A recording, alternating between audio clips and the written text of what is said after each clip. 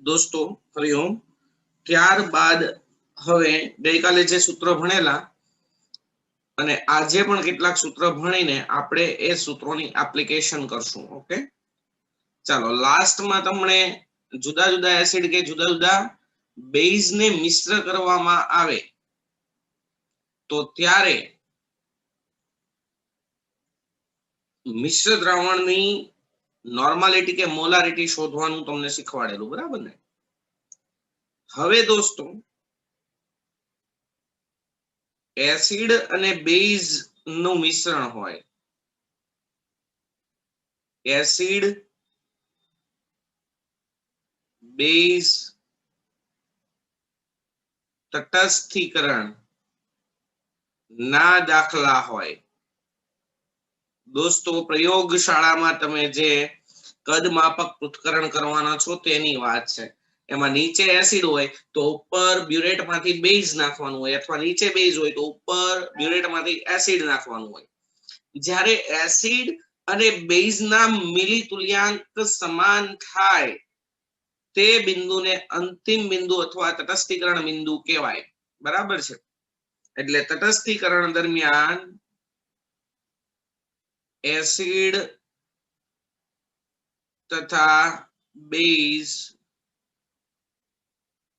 તટસ્થીકરણ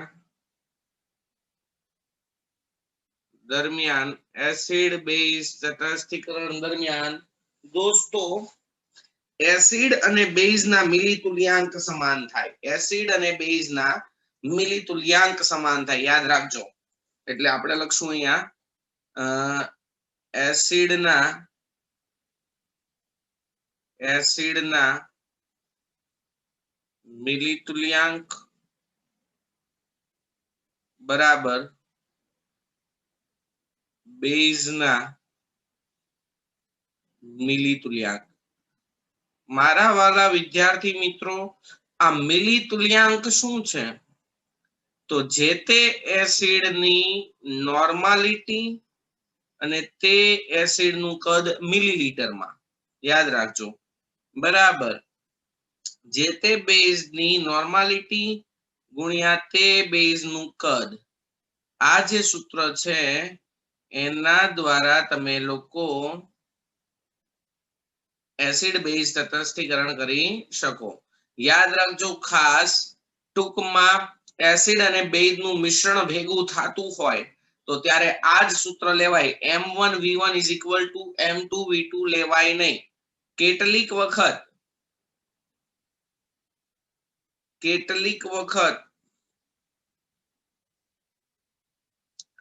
બે એસિડ ના મિશ્રણ નું તટસ્થીકરણ બેઝ વડે કરવામાં આવે તો બે એસિડ છે ને, તો નીચે પ્રમાણે સૂત્ર લખાય દોસ્તો. Na1Va1 પ્લસ Na2Va2 = બીજી બાજુ બેઝ NbVb. આવી રીતે. ઓકે, હું એક્ઝામ્પલ સાથે સમજાવું છું તમને આ દાખલા, ગઈકાલના સૂત્રના અને આજના દાખલા, જે મોસ્ટ ઇમ્પોર્ટન્ટ છે, વેરી મોસ્ટ ઇમ્પોર્ટન્ટ છે, બરાબર છે? અને એની તમારે કમ્પ્લીટ તૈયારી કરવાની છે. તો શરૂઆત કરીએ છીએ. પહેલા તમને એક પ્રશ્ન એવો કહેવામાં આવે છે કે 0.2 મોલર HCl નું 30 ml દ્રાવણ અને 0.2 મોલર H2SO4 ના 70 ml દ્રાવણને મિશ્ર કરતા મળતા દ્રાવણની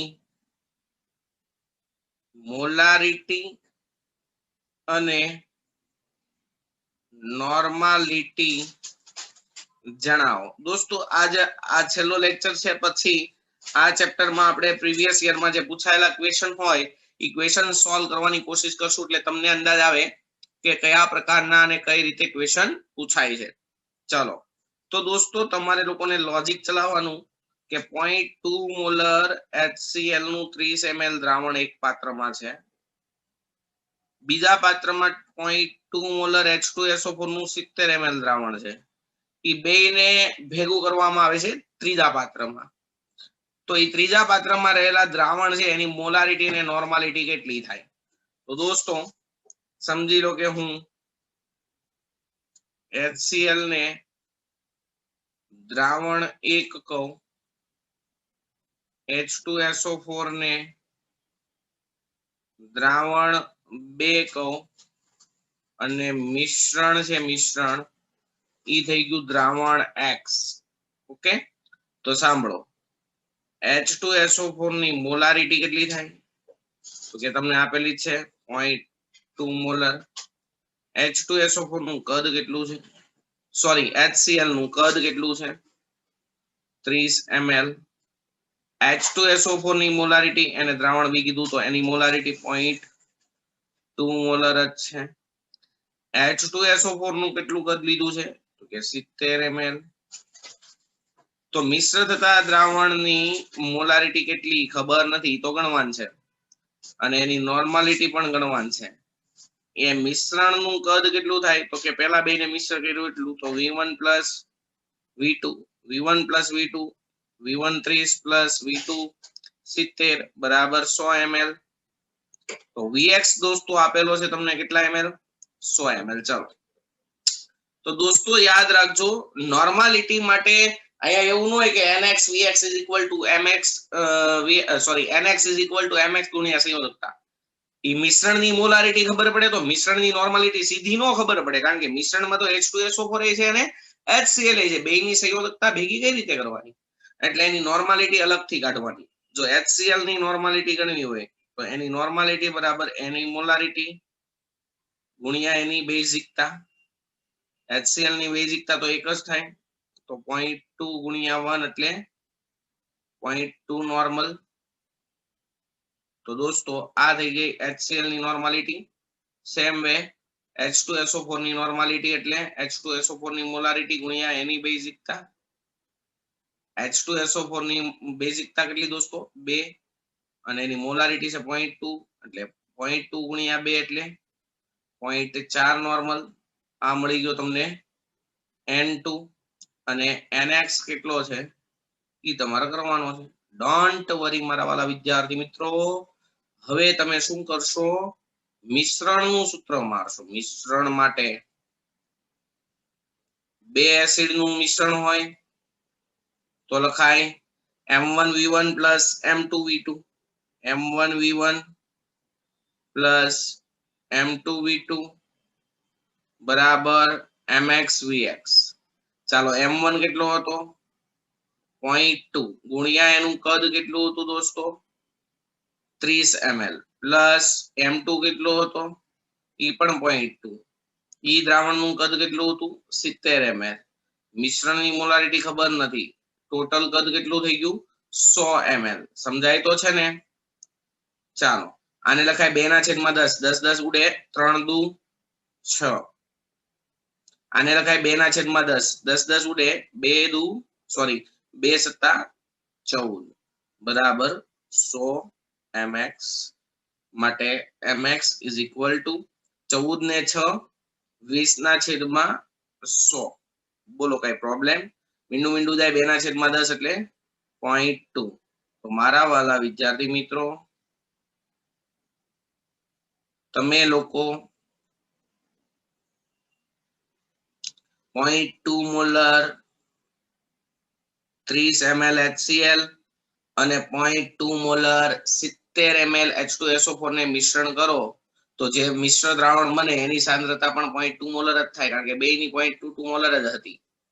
પણ નોર્માલિટી બદલાઈ જાય દોસ્તો. નોર્માલિટી માટે શું થશે? તો કે Na N1V1 plus N2V2 બરાબર NX VX. ચલો N1 એટલે HCl ની નોર્માલિટી કેટલી મળી હતી તમે ગણી હતી ને? HCl ની નોર્માલિટી કેટલી મળી હતી? 0.2 નોર્મલ. HCl નું કદ હતું 30 પ્લસ H2SO4 ની નોર્માલિટી કેટલી હતી? 0.4 નોર્મલ ગુણ્યા એનું કદ 70 ml બરાબર NX ગુણ્યા VX ની કિંમત 100. ચાલો 2/10 મીંડું મીંડું જાય 3 દુ 6 અહીંયા થશે 7 ચોકા 28. આ 4/10 એટલે મીંડું મીંડું જાય ને એટલે 7 ચોકા 28 બરાબર 100 NX. તો મિશ્ર દ્રાવણની નોર્માલિટી બરાબર થશે 28 પ્લસ 6 એટલે 34/100 ને મિશ્ર દ્રાવણની નોર્માલિટી થશે મારા વાલા વિદ્યાર્થી મિત્રો મિશ્ર દ્રાવણની નોર્માલિટી થશે 0.34 નોર્મલ. બોલો કઈ પ્રોબ્લેમ? તો દોસ્તો આ પ્રકારના સિમ્પલ ક્વેશ્ચન તમને પૂછાય તમને લોકોને આવડવું જ જોઈએ. પ્રશ્ન તમને અટવી નહીં પૂછે. સમજી લો કે તમને આવી રીતે પ્રશ્ન પૂછવામાં આવે છે કે 20 ml 0.2 મોલર HCl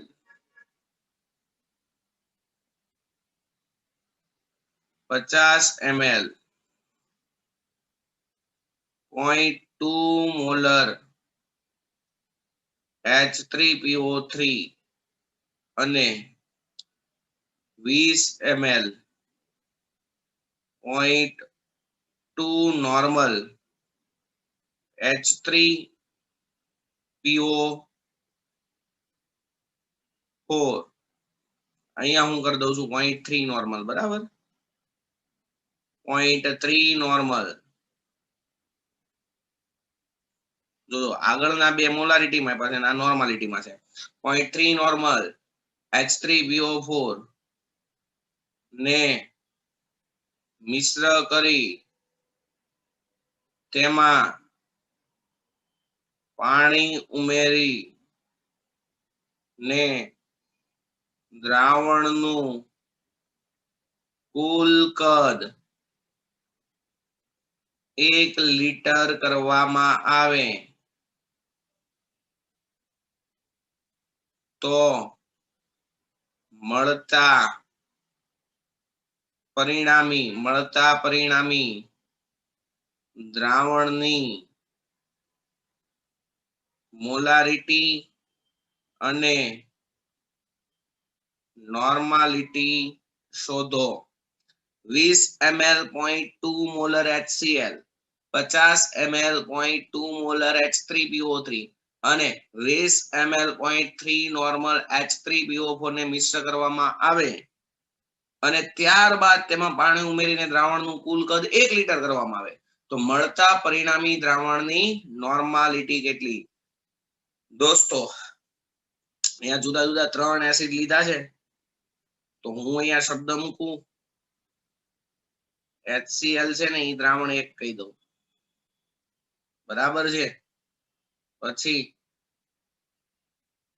H3PO3 છે ને એને કહેવાય ફોસ્ફરસ એસિડ એને કહી દઉં દ્રાવણ 2 અને H3PO4 ને કહી દઉં દ્રાવણ 3. આ ત્રણેયને ભેગું કરવાનું છે મિશ્રણને કહી દઈશ X. તો આ દ્રાવણ છે એની મોલારિટી તમને આપેલી છે 0.2 મોલર એનું કદ તમને આપેલું છે 20 ml. આ દ્રાવણ છે એને 2 નંબર કીધું એની મોલારિટી તમને આપેલી છે 0.2 મોલર એનું કદ તમને આપેલું છે 50 ml.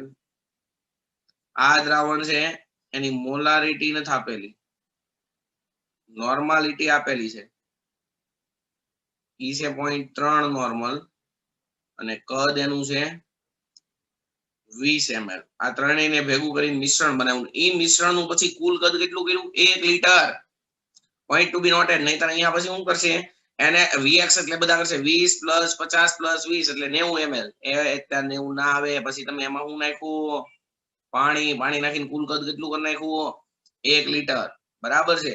તો સેમ દાખલો અહીંયા તમને લોકોને N1 બરાબર લખાય M1 ગુણ્યા HCl છે એની બેઝિકતા. બોલો ચલો M1 કેટલો હતો 0.2 ગુણ્યા એની બેઝિકતા કેટલી 1. તો અહીંયા નોર્માલિટી કેટલી આવશે 0.2 નોર્મલ. ચાલો અહીંયા N2 બરાબર M2 ગુણ્યા બેઝિકતા. દોસ્તો તમને શીખવાડ્યું હતું H3PO3 માં ભલે H3 હોય પણ એની બેઝિકતા કેટલી હોય 2. એમાં 2 જ ધ્રુવીય H હોય એટલે એની બેઝિકતા 2 હોય એટલે અહીંયા લખશો તમે 0.2 ગુણ્યા 2 એટલે કે 0.4 નોર્મલ. ઓકે ચાલો અહીંયા નોર્માલિટી બરાબર મોલારિટી ત્રીજું દ્રાવણ છે એટલે 3 શબ્દ આપવા પડશે ને ગુણ્યા સંયોજકતા. ચાલો મોલારિટી ગણવી છે તો મોલારિટી બરાબર નોર્માલિટી ની છેદમાં સંયોજકતા. નોર્માલિટી કેટલી 0.3 અને H3PO4 ની સંયોજકતા થાય 3 દોસ્તો એટલે મોલારિટી આની કેટલી થાય 0.1 મોલર. આ 0.1 મોલર આપેલો છે. ઓકે ચાલો ત્રણેય દ્રાવણની મોલારિટી ખબર છે, ત્રણેય દ્રાવણના કદ ખબર છે, તો મિશ્રણ બને છે એનું કદ ખબર છે. તો દોસ્તો તમે મિશ્રણ માટે આવું સૂત્ર મારી શકો. ચલો મિશ્રણ માટે સૂત્ર આપણે મોલારિટી શોધવી હોય તો M1V1 plus M2V2 plus M3V3 is equal to MXVX. Okay સમજાય તો છે ને બધાને કમ્પ્લીટલી. ચાલો M1 કેટલો હતો M1 0.2 ગુણ્યા એ દ્રાવણનું કદ 20 ml. બીજું દ્રાવણ હતું H3PO3 એની મોલારિટી કેટલી હતી એની મોલારિટી પણ હતી 0.2 અને એનું કદ હતું 50 ml. ત્રીજું દ્રાવણ છે એની નોર્માલિટી 0.3 હતી પણ મોલારિટી 0.1 અને એનું કદ લીધું હતું આપણે 20 ml બરાબર છે. અને લાસ્ટ જે દ્રાવણ મળ્યું એ દ્રાવણમાં પાછું પાણી ઉમેરીને કુલ કદ કર્યું 1 લીટર એટલે કે 1000 ml. એટલે Vx બરાબર હાલમાં આ ત્રણેય દ્રાવણના કદનો સરવાળો ન થાય. કુલ દ્રાવણ કેટલું લીધું હતું 1000 ml. ઓકે ચાલો અહીંયા 2/10 10 કેન્સલ કરો 2 2 4 પ્લસ સેમ વે અહીંયા 2 પંચા 10 પ્લસ 1/10 10 10 કેન્સલ 1 2 2 બરાબર 1000 mx. તો દોસ્તો અહીંયા mx બરાબર થશે 4 ને 2 6 ને 10 16/1000 16/1000 હોય તો આ મિશ્ર દ્રાવણની મોલારિટી તમને લોકોને મળે 0.016 મોલર. 0.016 મોલર. એની પ્રોબ્લેમ ચલો દોસ્તો સેમ વે નોર્માલિટી ગણવી હોય આપણે લોકોને તો સેમ સૂત્ર મારશું આપણે લોકો. નોર્માલિટી માટે N1V1 plus N2V2 plus N3V3 is equal to NXVX. ચાલો N1V1 કોના માટે હતો HCl, આ કોના માટે હતો H3PO3, આ કોના માટે હતો H3PO4 અને આ કોના માટે છે મિશ્રણ માટે. ઓકે ચાલો તો N1 એટલે HCl ની નોર્માલિટી ને HCl ની નોર્માલિટી કેટલી હતી ભાઈ 0.2 ગુણ્યા એનું કદ કેટલું હતું 20 ml પ્લસ H3PO3 ની નોર્માલિટી કેટલી હતી ભાઈ 0.4 ગુણ્યા એનું કદ કેટલું લીધું 50 ml. H3PO3 ની નોર્માલિટી કેટલી હતી ભાઈ 0.3 એનું કદ કેટલું હતું 20 ml બરાબર છે. ચાલો અને લાસ્ટમાં NX ખબર નથી, છેલ્લે દ્રાવણ બનાવ્યું 1 લીટર એટલે 1000 ml. ઓકે ચલો અહીંયા ગુણાકાર કરો 2/10 મીંડું કાઢો એટલે 2 2 4 અહીંયા મીંડું થાય એટલે 4 પંચા 20 અહીંયા 3/10 મીંડું કાઢો એટલે 6 બરાબર 1000 nx માટે nx ઇઝ ઇક્વલ ટુ આ ત્રણેયનો સરવાળો 30 ના છેદમાં 1000 મીંડું મીંડું જાય એટલે બનશે nx is equal to 0.030 normal. Any problem? મિશ્ર દ્રાવણની નોર્માલિટી કેટલી થાય બેટા? 0.030 નોર્મલ. એની ડાઉટ? તો આ પ્રકારના પ્રશ્ન તમને પૂછાશે એન્ટ્રન્સ એક્ઝામમાં, આવડવા જ જોઈએ.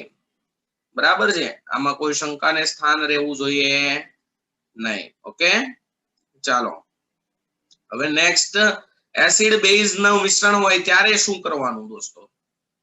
ત્યારની વાત કરીએ આપણે. એસિડ બેઝ તટસ્થીકરણ થતું હોય ને ત્યારે. હવે તમને એમ કે આ દ્રાવણમાં એટલા એસિડમાં એટલો બેઝ નાખવામાં આવે અથવા તો કેટલા બેઝ નાખવામાં આવે તો સંપૂર્ણ તટસ્થીકરણ થાય. એક્ઝામ્પલ જ આપું એટલે તમને અંદાજ આવી જાય. પ્રશ્ન આવો પૂછવામાં આવે કે 20 ml 0.1 મોલર H2SO4 ના દ્રાવણનું સંપૂર્ણ તટસ્થીકરણ કરવા માટે 0.05 મોલર KOH ના કેટલા દ્રાવણની જરૂર પડે? ml માં કદ શોધવાનું છે. તો એક બાજુ H2SO4 છે ને એક બાજુ શું છે? KOH. તો દોસ્તો તટસ્થીકરણ શબ્દ આવે એટલે મિલિતુલ્યાંક જ લેવાય. મિલિતુલ્યાંક એટલે N1V1 = N2V2 અથવા NaVA = NbVb. ટૂંકમાં નોર્માલિટી જ ગણવી પડે. તો H2SO4 માટે બચ્ચા જાણતા હે કે અહીંયા તમને અત્યારે આને એસિડ કહું Ma1 અથવા તો એસિડ જ છે એટલે Ma કહું, એક જ એસિડ છે એટલે એની મોલારિટી છે 0.1 મોલર. એનું કદ આપેલું છે 20 ml. તો એની નોર્માલિટી ગણવી પડે. તો નોર્માલિટી એટલે હાલમાં થશે એની મોલારિટી ગુણ્યા એની બેઝિકતા. ભાઈ H2SO4 ની બેઝિકતા કેટલી છે? 2. તો ઈ 0.2 નોર્મલ દ્રાવણ છે. બરાબર? આ જે તમને દ્રાવણ આપેલું છે H2SO4 નું 20 ml દ્રાવણ, એની નોર્માલિટી કેટલી છે? સોરી, NB નહીં, Na.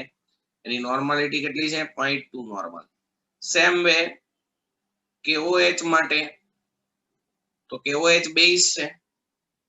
બેઝ ની મોલારિટી MB કહું, ઈ આપેલી 0.05 મોલર.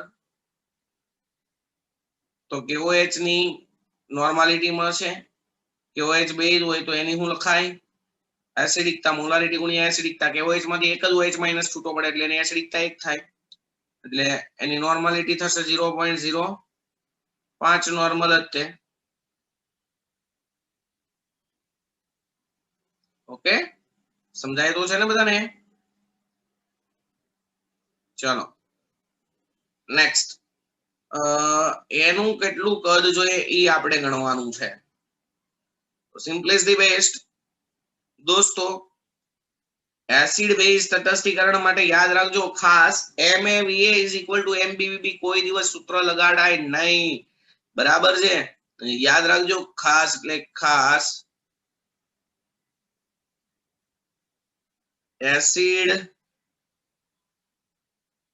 બેઝ તટસ્થીકરણ માટે કાંઈ દેખાતું નથી ને?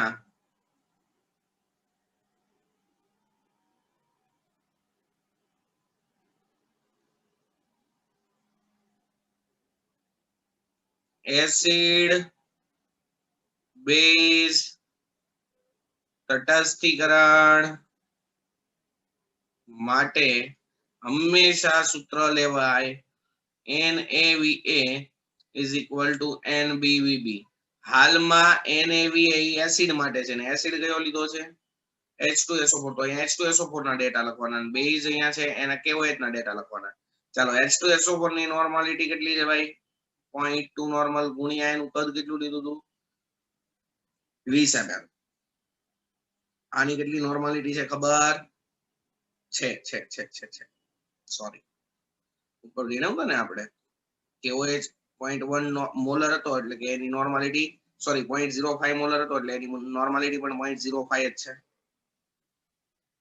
0.05 ગુણ્યા કદ કેટલું તો એ ખબર નથી તો દોસ્તો VB બરાબર થશે 0.2 ગુણ્યા 20 ના છેદમાં 0.05 ચાલો આને શું લખાય તો આને આમ લખાય 2 ના છેદમાં 10 અહીંયા શું લખાય 20 0.05 એટલે કે 5 ના છેદમાં 100 ઈ 100 ક્યાં જશે ઉપર જશે તો શું થશે ચાલો અહીંયા લો એક બિંદુ અહીંયાથી કાઢો એક બિંદુ અહીંયાથી ઓકે ધેટ્સ ઓલ 5 દુ 10 2 2 4 ને 4 દુ 8 80 VB બરાબર કેટલા થશે 80 ml આ 2 20 દુ 40 દુ 80 ml દ્રાવણ જોશે ખબર પડી તો દોસ્તો નીચે કોનિકલ ફ્લાસ્કમાં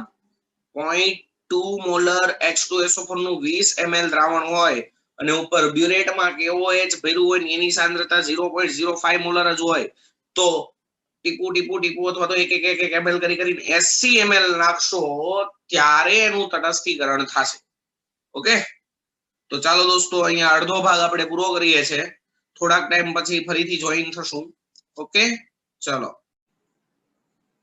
ઓકે ચાલો દોસ્તો નેક્સ્ટ આપણે લોકો માહિતી લઈએ છે સીમિત પ્રક્રિયક વિશે જનરલી JEE અને NEET બંનેમાં આ સીમિત પ્રક્રિયકના કન્સેપ્ટને આધીન બહુ બધી વખત ક્વેશ્ચન પૂછાઈ ગયેલા છે લિમિટિંગ રિએજન્ટ સીમિત પ્રક્રિયક એકચ્યુઅલી છે શું લિમિટિંગ રિએજન્ટ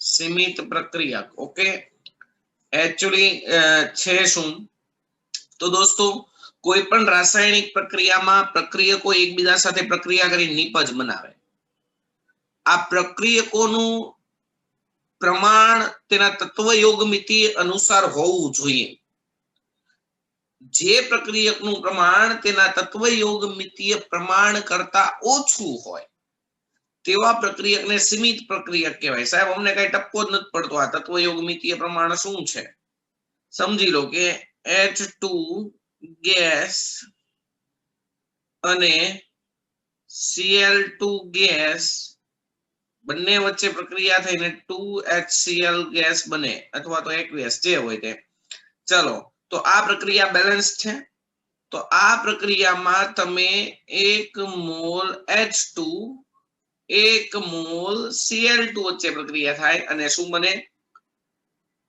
2 મોલ HCl બને ધેટ્સ ઓલ તો આ પ્રક્રિયાની તત્વયોગમિતિ પ્રમાણ હાઇડ્રોજન અને ક્લોરીન નું 1:1 હોવું જોઈએ હવે તમે પ્રક્રિયા કરવા માટે 2 મોલ H2 લ્યો અને સામે 1 મોલ Cl2 લ્યો તો દોસ્તો Cl2 1 મોલ હોય તો સામે H2 પણ 1 જ મોલ હોવો જોઈએ બરાબર છે H2 વધારે છે તો સામે Cl2 વધારે હોવો જોઈએ પણ 1 જ મોલ છે એટલે હું એવું કહી શકું કે હાલમાં તત્વયોગમિતીય પ્રમાણ માટે જરૂરી પ્રમાણ કરતા Cl2 નું પ્રમાણ ઓછું છે તો Cl2 સીમિત પ્રક્રિયક કહેવાય અને આ સીમિત પ્રક્રિયક વપરાય ત્યાં સુધી પ્રક્રિયા થાય એટલે ભાઈ જે પ્રક્રિયક ઓછું હોય એ વપરાય ત્યાં સુધી પ્રક્રિયા થાય સિમ્પલ વસ્તુ છે સામે વાળાની પ્રક્રિયા તો કરવી છે પણ સામે કોઈ હોવું તો જોઈએ પ્રક્રિયા કરવા માટે એમ નામ કેમ પ્રક્રિયા થાય સમજી લો કે 1 મોલ A અને 1 મોલ B વચ્ચે પ્રક્રિયા થઈને AB બને હવે તમે 10 મોલ A લઈ લીધો પણ B 1 જ મોલ લીધો તો ભાઈ 10 મોલ માંથી 1 મોલ A 1 મોલ B પ્રક્રિયા કરી નાખશે બાકીનો 9 મોલ A એમ નામ પડ્યો રહે ભાઈ સામે બુઈ તો હોવો જોઈએ ને તો ખબર પડી સીમિત પ્રક્રિયકનો મતલબ ખબર પડી રાસાયણિક પ્રક્રિયાની તત્વયોગ મિતિ અનુસાર રાસાયણિક પ્રક્રિયાની તત્વયોગ મિતિ અનુસાર રાસાયણિક પ્રક્રિયાની તત્વયોગ મિતિ અનુસાર પ્રક્રિયકોના જરૂરી પ્રમાણ કરતા જે પ્રક્રિયકનું પ્રમાણ જોજો પાછા વજન નો લેતા કયું પ્રમાણ મોલ પ્રમાણ અથવા કદ પ્રમાણ જે પ્રક્રિયકનું પ્રમાણ ઓછું હોય તેવા પ્રક્રિયકને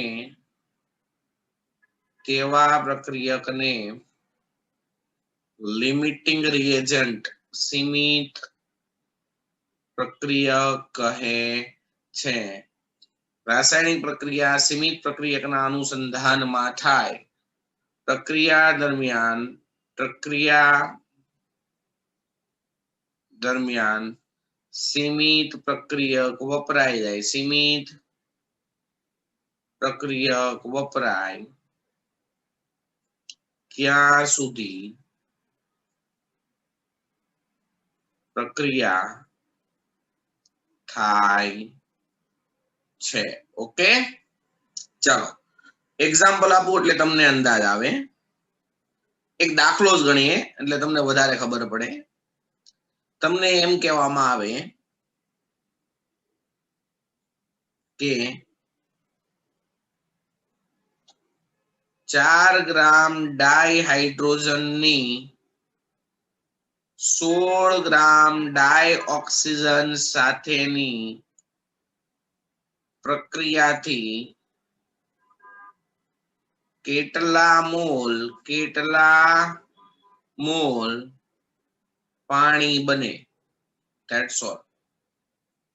તો કેટલાક તો છે ને સીધો જવાબ આપે, સાહેબ તમે જ કીધું હતું જે પ્રક્રિયકનું પ્રમાણ ઓછું હોય ને સીમિત પ્રક્રિયા કહેવાય. આ 16 ગ્રામ છે ને 4 ગ્રામ છે, H2 ઓછો એટલે H2 સીમિત. અલા ભાઈ એમ નો હોય. તત્વયોગ મિતિ અનુસાર પ્રમાણ જોવાનું હોય. એમ થોડું હોય કે જેનું પ્રમાણ ઓછું એ સીમિત. રાસાયણિક પ્રક્રિયા માટે જરૂરી પ્રમાણ કરતા જે પ્રક્રિયકનું પ્રમાણ ઓછું હોય એને કહેવાય સીમિત પ્રક્રિયા. હવે એના માટે પ્રક્રિયા બનાવવી પડે. બનાવો તો એ પ્રક્રિયા H2 અને O2 વચ્ચે કેવી રીતે પ્રક્રિયા થાય? Okay, H2 gas plus O2 gas gives H2O liquid. પ્રક્રિયાને બેલેન્સ કરો. ચાલો અહીંયા 2 ઓક્સિજન છે, અહીંયા 2 કરો. હાઇડ્રોજન 4 થી અહીંયા 4 કરો એટલે 2 કરો. ઓકે, તો દોસ્તો તમારી પાસે 2 મોલ H2 અને 1 મોલ O2 હોય તો 2 મોલ પાણી મળે. હવે 2 મોલ પાણી મેળવવા માટે O2 1 મોલ જોઈએ ને 2 મોલ શું જોઈએ? H2. હવે તમે કેટલા ગ્રામ H2 લીધો છે? કેટલા ગ્રામ H2 લીધો છે? 4 ગ્રામ. આ કેટલા ગ્રામ થાય જોજો.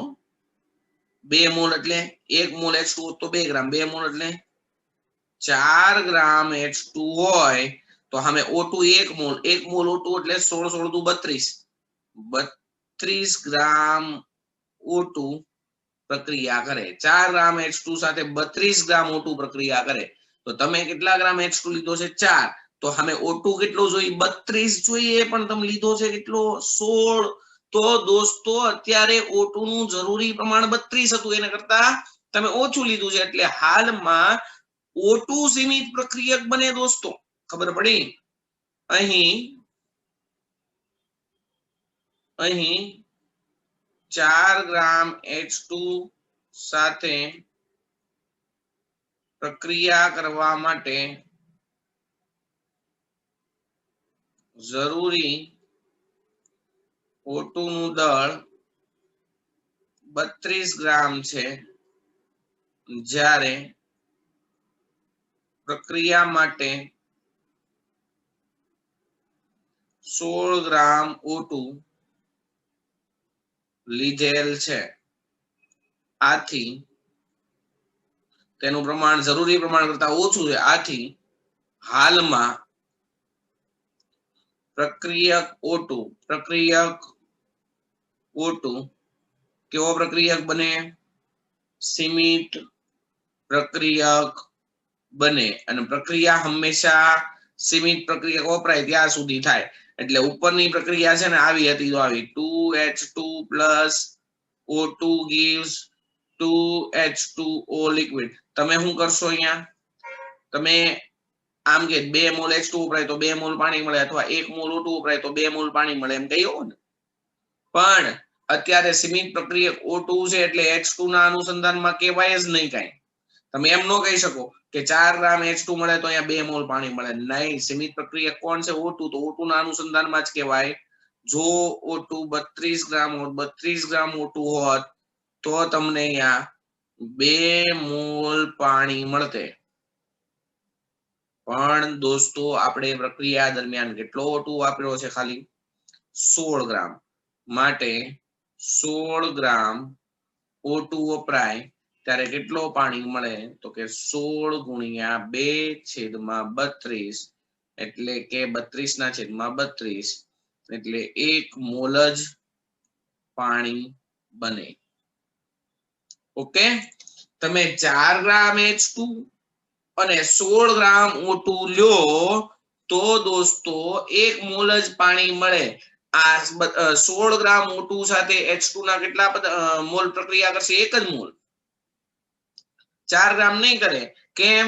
તો કે એનો તત્વ યોગમિતીય રેશિયો કેટલા જેમ કેટલાનો હતો? તો કે 2:1 મોલ. એટલે કે 4 ગ્રામ H2 હોત તો 32 ગ્રામ O2 જ હોત. પણ આપણે 32 ગ્રામ O2 લીધો જ નથી, આપણે 16 ગ્રામ O2 લીધો. તો 16 ગ્રામ O2 લઉં તો આને H2 કેટલો જોઈએ? માત્ર 2 ગ્રામ. 2 ગ્રામ H2 એમનામ પડ્યો રહે પ્રક્રિયા કર્યા વગરનો. પડી ખબર? 2 ગ્રામ H2 એમનામ પ્રક્રિયા કર્યા વગરનો પડ્યો રહે. ચલો એક બીજું એક્ઝામ્પલ લઈએ એટલે તમને અંદાજ આવે કે આ દાખલો કઈ રીતે ગણાય. ચલો નેક્સ્ટ. એવું પૂછવામાં આવે છે તમને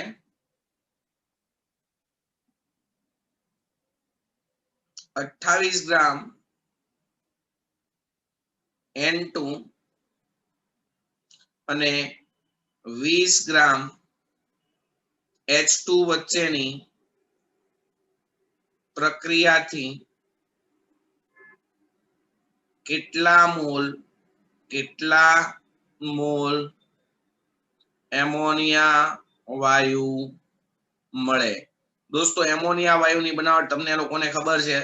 પ્રક્રિયા N2 gas plus 3H2 gas gives 2NH3 gas. આવી પ્રક્રિયા હોય. હવે કેટલાક લોકો તો આમ નામ જોવે 28 ગ્રામ ને આ 20 ગ્રામ. આ 20 ગ્રામ H2 ઓછો છે એટલે H2 સીમિત પ્રક્રિયક. અલે બધા માણા એમ ના હોય. તત્વ યોગમિતિ કરવાની. આ 1 મોલ એટલે કેટલા ગ્રામ? 14. 28 ગ્રામ N2 હોય ને તો સામે 3 મોલ H2 એટલે 6 ગ્રામ H2 જોઈએ.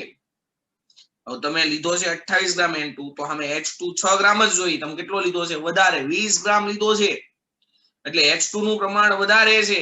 તો અત્યારે સીમિત પ્રક્રિયક કોણ થશે? N2. ખબર પડી? કારણ કે આ 6 ગ્રામ લ્યો તો આ 28 ગ્રામ જોઈ. આ 20 લ્યો તો આ બહુ વધારે જોઈ ને. પણ તમે લીધો છે ખાલી કેટલો? 28 ગ્રામ. એટલે અહીં N2 સીમિત પ્રક્રિયક થશે. 28 ગ્રામ જ લીધો છે. 28 ગ્રામ હોય એટલે આ 1 મોલ થયો. 1 મોલ N2 હોય તો સામે કેટલા મોલ એમોનિયા મળે? 2 મોલ. એટલે 28 ગ્રામ N2 6 ગ્રામ હાઇડ્રોજન સાથે પ્રક્રિયા કરી અને 2 મોલ એમોનિયા આપશે. 20 ગ્રામ હાઇડ્રોજન માંથી 6 ગ્રામ વપરાશે અને બાકીનો પીડો રહે. That's all. કામ પૂરું. ખબર પડી? તો અહીં 28 ગ્રામ N2 6 ગ્રામ H2 સાથે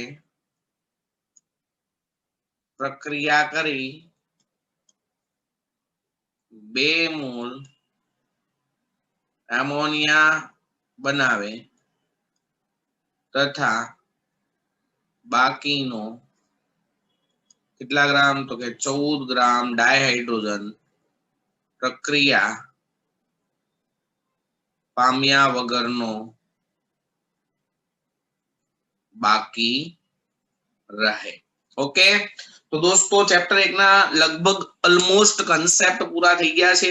એક ધાતુના તુલ્યભારનો કન્સેપ્ટ બાકી છે, હું આવતીકાલે તમને આપીશ. અને આવતીકાલના લેક્ચર થી આપણે લોકો પ્રીવિયસ યરમાં કેવા પ્રકારના ક્વેશ્ચન પૂછાણા છે એની તૈયારી કરશું. ઓકે, ચાલો હરિઓમ, રાખીએ. અત્યારે લેક્ચર આપણો પૂરો કરીએ છીએ.